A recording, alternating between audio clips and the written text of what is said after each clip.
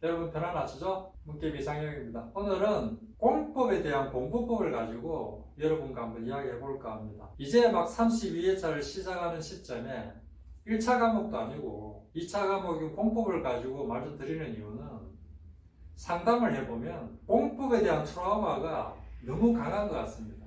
실제로 31회차에 정말 날고 긴다는 선생님들도 12문제는 뭐 이런 문제가 있냐라고 할 정도로 이상하게 나온 건 맞습니다. 거기다가 뭐 개론의 한 6배 내지 7배 정도 분량이 되니까 당연히 두려움을 갖는 거는 맞는 것 같습니다. 공법 관련해서는 만점을 75점 내지 80점으로 잡아라고 이야기하고 계십니다. 그래서 그 사이에서 50점 내지 60점을 타겟으로 잡고 공부하라고 많이 이야기하고 계신데, 실제로 시험장에서 느끼시는 분들은 내가 공부를 아무리 공부를 해도 과락만 면하면 될 것 같다는 그런 어떤 기분들로 실제 시험장에서 나오신다고 합니다. 그러다 보니 공부를 어떻게 해결하고 어떻게 공부해야 될 건가에 대해서는 늘 고민입니다. 그래서 모든 관계자들이 이 부분을 효율적으로 공부할 수 있게끔은 고민을 하고 있는데 아직 그 답은 찾지를 못했죠. 문깨비도 사실은 마찬가지입니다. 그래서 오늘은 문깨비 나름대로의 어떤 대안을 한번 말씀을 드리고, 그 대안에서 공법만 매이지 않고 그 공법을 효율적으로 공부함으로 해서 그 나머지 있는 여력들을 다른 공부를 해서 커버할 수 있는 그런 공법에 대한 공부법을 5개 정도를 말씀드릴까 합니다. 실제로 공법은 6개 과목 중에 가장 열심히 공부를 했는데도 불구하고 가장 점수가 안 나오는 과목입니다. 당연히 그거는 분량 때문에 그렇죠. 그래서 첫 번째는 공법을 가장 잘 공부하기 위해서는 잘 버려야 됩니다. 실제로 이게 안 되면 공인중개사 시험 전체가 흔들릴 수가 있습니다. 워낙 분량이 많다 보니 공법에 대해서 욕심을 내기 시작을 하면 모든 게 다 힘들어집니다. 그래서 과감하게 버리십시오. 안 버리면 시험 전체가 흔들린다 라고 생각하십시오. 극단적인 상황에는 정말 유명하신 어떤 분들은 6개의 단원 중에 3개의 단원만 하고 3개를 버려라 라는 이야기까지 하고 계십니다.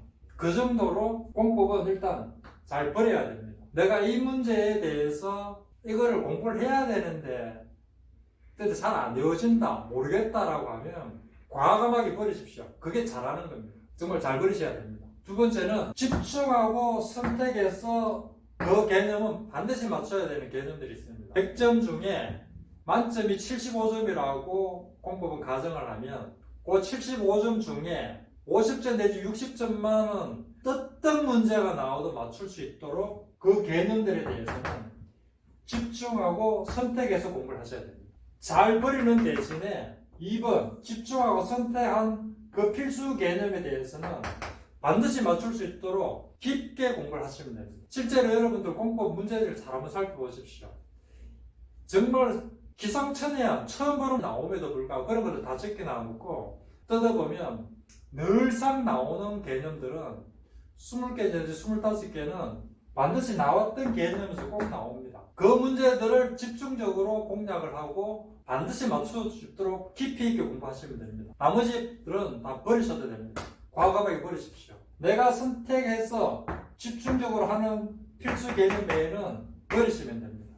세 번째는 O 지문이 아닌 X 지문위로 공부하십시오. 공법은 각각의 지문들에 대해서 변형시킬 수 있는 방법이 민법처럼 그렇게 다양하지가 않습니다. 근데 그 많은 분량들 중에 책에 나오는 옳은 지문들만 가지고 공부를 하시다 보면 시험장에서 약간 변형되면 늘 보던 거라서 헷갈립니다. 그래서 옳은 지문과 X 지문을 동시에 놓고 공부를 하되 X 지문 위주로 공부를 하시면 공법은 굉장히 효율적으로 공부하실 수 있습니다.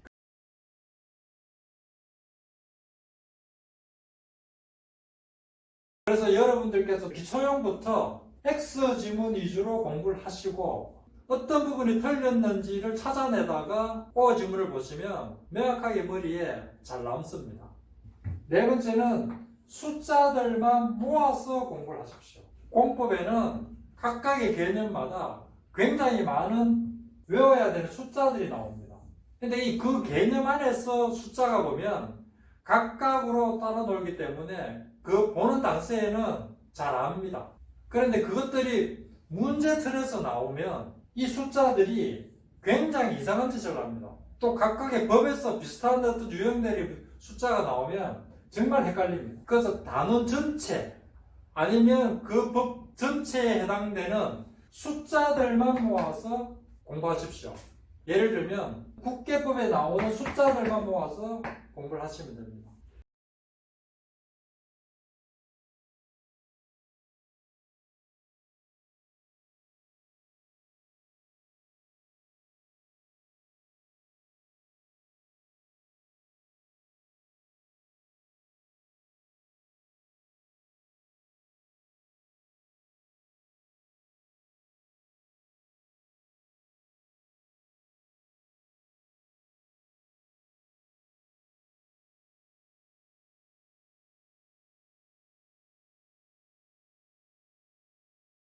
그러면 나중에 문제 안에서 지문에서 그 숫자를 봐도 그렇게 크게 혼란스럽지가 않습니다. 다섯 번째는 3, 4번을 문제풀이 위주로 공부를 하십시오. 문제풀이 위주. 가장 중요한 부분입니다. 그러니까 동영상과 기본서는 한 30%, 문제풀이 70%를 비중을 두고 공부하십시오. 문제풀이 위주로 공부를 해야지만이 집중하고 선택해서 X 지문 위주로 숫자를 공부했던 것들이 명확하게 내꺼가 됩니다. 그래서 이 5가지만 잘 염두에 두시고 공법을 공부를 하시면 실질적으로 한 50점에서 60점은 편안하게 나올 수가 있습니다. 그리고 공부량도 실질적으로 일반적으로 이야기하는 공부량보다 최소 5배 이상은 줍니다. 그 남는 여력으로 중개사 법령의 중개실무 또는 공시세법을 공부하시면 됩니다. 운 좋게 이렇게 공부하셨는데 나머지 한 15개 정도를 1번, 한 번으로 쭉 꺼시면 실질적으로 70점까지 나올 수가 있습니다.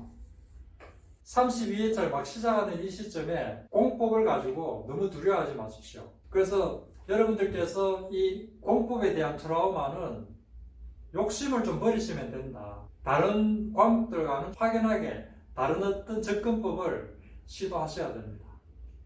그래서 문계비에서 선택하고 집중할 수 있도록 별표를 부여해 놨습니다. 모든 OX 선택 부분을 X 지문으로 부여해 놨습니다. 숫자들만 공부할 수 있도록 별도의 어떤 메뉴가 있습니다. 문제 위주로 공부를 할 수 있게끔 해놨습니다. 그래서 문계비를 접하시면 2번, 3번, 4번, 5번은 자연스럽게 해결이 되는데 여러분들이 딱 하나만 실행하시면 됩니다. 과감하게 버릴 거 버리십시오. 공법은 문계비를 접하시는 분은 잘 버리시기만 하시면 나머지는 그냥 따라가시면 됩니다. 공법 그다음 어려운 거 아닙니다. 괜한 처음 시작부터 너무 두려워하지 마시고 편안하게 전체적인 그림을 보시면서 접근하시면 됩니다. 문계비 프로그램의 공법을 한번 체험해 보시기 바랍니다. 문계비는 늘 여러분들의 합격을 위해서 최선을 다하겠습니다. 감사합니다.